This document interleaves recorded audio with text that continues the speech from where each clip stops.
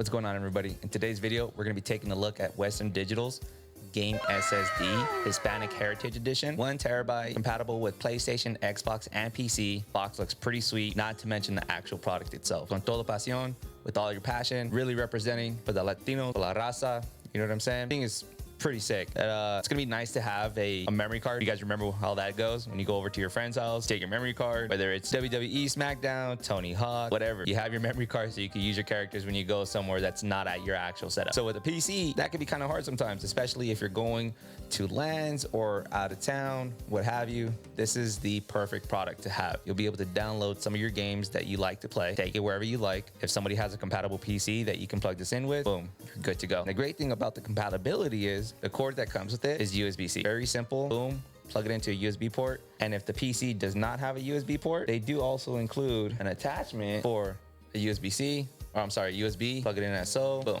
So if they don't have a USB-C port, they give you the attachment for the USB. So that's super cool, no excuses. So if you're a competitive player and you're gonna be traveling around, this is gonna be the perfect item for your setup and for your traveling needs. If you're just somebody who just travels in between houses and you have a setup at 2 different places or multiple places, this is also a great item to have. Can't wait to use it, fire it up, take a look at what it looks like. I'm excited to download some games that I don't have room to download on my PC, and it's gonna be kind of cool to not have to always uninstall and then download whenever you wanna play it again. And of course, RGB everything. Product looks sweet. Cannot wait to use it. If you do not have one yet, I would highly recommend one.